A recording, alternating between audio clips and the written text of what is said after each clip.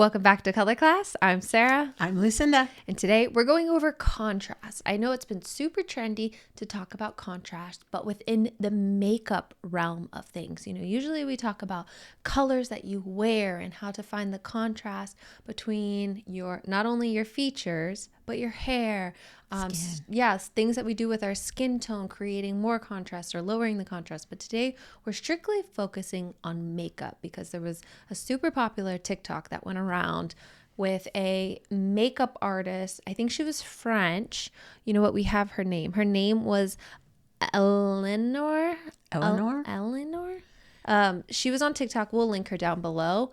But she starts talking about how matching the contrast of you to your makeup, and that's what we talk about here on Color Class, is matching your contrast, but not only with your makeup, but the colors you wear. So we're going to be diving into that theory a little bit more here today. Absolutely. And you might say to yourself, this is pretty much common knowledge, right? But you would be surprised. There are people who are very high contrast who wear just the barest, palest color on their lips.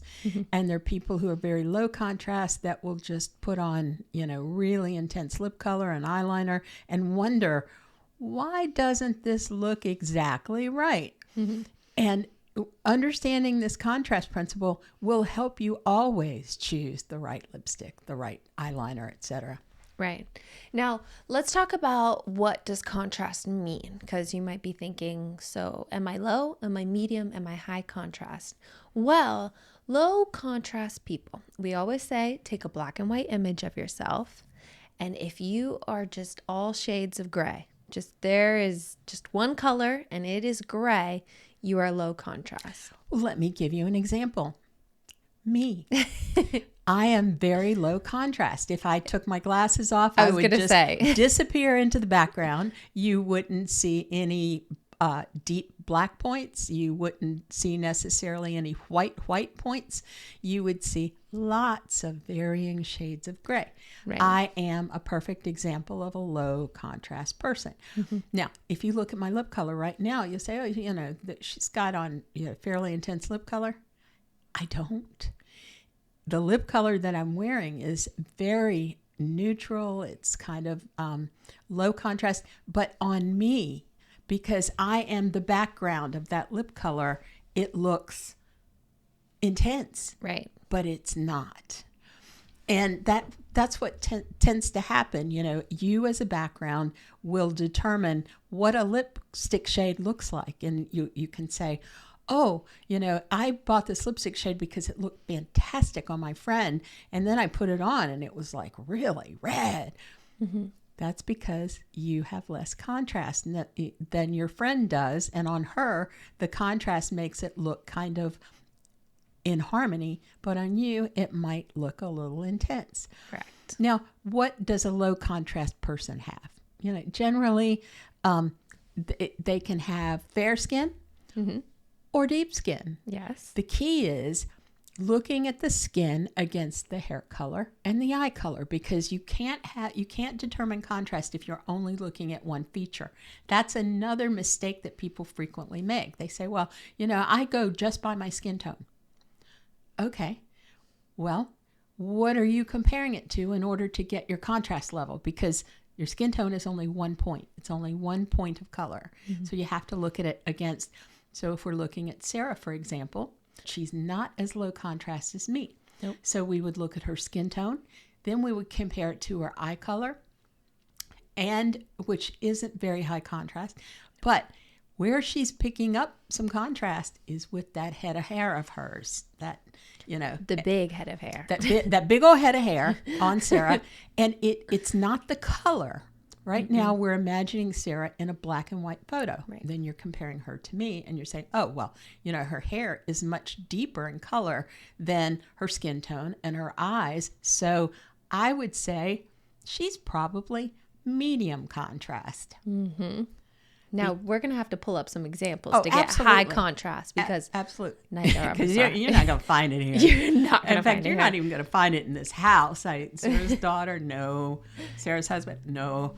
But what you will see with a high contrast person is a really visible high contrast point. If you're high contrast, you are going to have high white points and you're going to have low black points. So again, not about what your skin tone color is. It is about, is there a lot of contrast between the whites of your eyes and your eye color? Is there a lot of contrast between your skin tone and your hair color? If you were to take that black and white photo, are there white points? Do you have a really bright white smile, bright white in your eyes? Your eyes are big. You have jet black hair. That's your high contrast. You could be an Anne Hathaway, or you could be a Lupita Longo and still be a high contrast person. Lupita, she has really visible whites of her eyes. She has a very bright smile. Even though her skin is deep and her hair is deep, that those white points still show up and they count for contrast. And it's intense, like, you know, when she has her hair or her skin is like all glowing and glistening and you see the glowy shoulders and it's shining. That gives you more high contrast. You know, there are things that you can add to your face. If you are somebody that always wears big black frame glasses, what does that do? It adds more contrast to you. So there are tricks to adding more contrast that you do need to take into consideration when doing your makeup. Now, another factor that people don't talk about very often, but I think it's critical, the color of your eyebrows. So for the longest time, I had zero eyebrows. I was basically Mona Lisa. And I had microblading done, and I actually got eyebrows for the first time in my life after I was 50. So I was pretty excited about that. But it helped my contrast. So if you're a person who's got kind of medium tone hair, medium tone skin, and you're thinking, well, you know, I'd like to oomph up my contrast a little bit, look at your brows. Sarah was born with dark brows. I do. I do not have red brows at all. She was very lucky in that. You know, they're not red. They're kind of brown. Yeah. And so that helps her with her contrast because we're always looking to do things on us so that we don't disappear into the background. Low contrast people have to consider that. You want to oomph up your contrast. Not too much.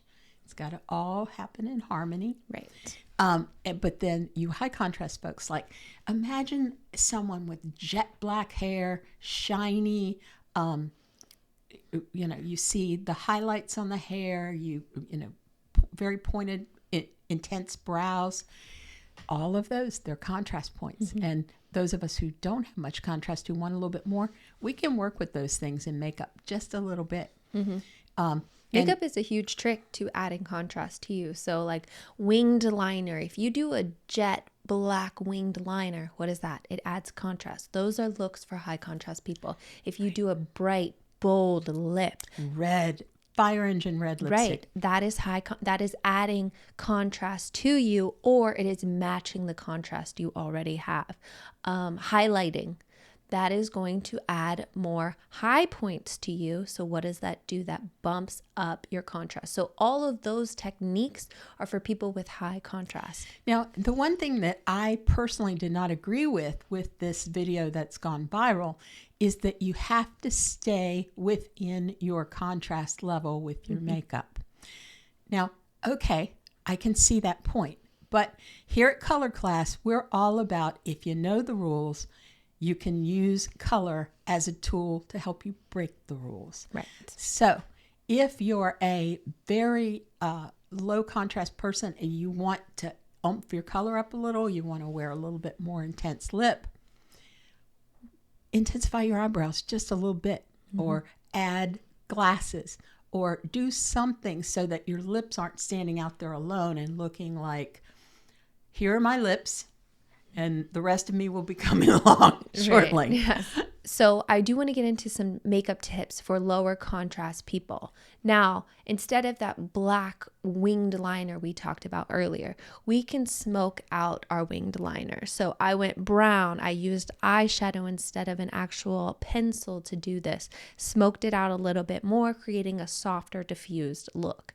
So instead of, if you imagine having a really black stripe going across, that would be really high contrast point that wouldn't match anything else. Now I did go with a brighter lip for this video today because I wanted to showcase what bringing a little bit more of a higher contrast to somebody who's medium contrast like me does, it does emphasize a little bit more. So instead of, me fully arriving in a room together, my lips might stand out a little bit more today than what you're used to. But again, a more natural looking lip color is going to stand out brighter on a softer contrast person, like you were talking about earlier. Like your lipstick looks very high contrast, but it's not. But I'm telling you, it's a dusty pink. Yep. And on me, and when I really bump it up, it looks flaming red, because I am a dusty girl. I am just kind of wispy and not all that. I was going to say I'm not all that there. And we know that. And I was going to say Sarah knows that. So, but when you've got that kind of veiled look, that wispy look, and you're not, intense in any color that you have in your personal color scape, right?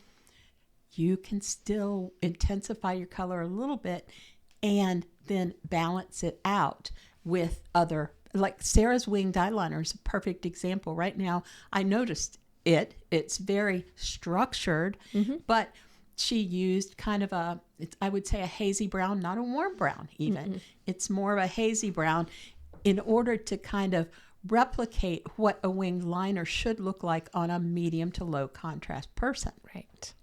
So I do agree with matching your makeup contrast to your contrast levels, but you can always go outside the lines and play around, do what you love, wear what you love. So if you do want to bump up that contrast, you got to bump up some other things around you. Maybe a headband is another trick that we always talk about.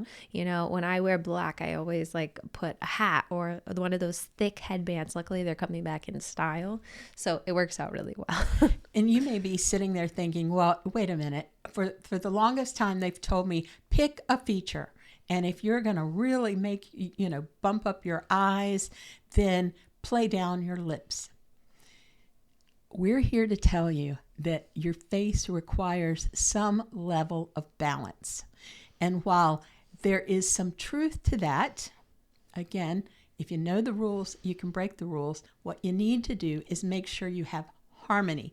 So if you're going to do your eyes with the black winged liner and do, this vibrant, gorgeous cat eye, you can't imagine me right now. And, I've come downstairs and I've said to Sarah, let's film. And I've done a black cat eye, and it's winged. It wouldn't look bad with your glasses today. Well, no. And the glasses are gone, and my makeup, my lips are natural. I would look too extreme. My eye makeup would look too extreme. But the way that you pare down that word extreme is by balancing your look. Now, I hope you've enjoyed this video. If you would like more tips on creating higher contrast looks, do not forget to subscribe. We are also available on Patreon if you have any questions or you want to run through some color analysis with other fellow color analysis people. An analyst. Other color analysts, you can absolutely go there. It has been such a blast having all of you there, being able to chat and communicate. We are having such a good time. And if you would like your color analysis done, a custom color portfolio, you can find the links down in the description, as well to all of our social media channels. So we hope you enjoyed this video. Lastly, I'm Sarah. I'm Lucinda. This has been another color class, and we'll see you in our next video.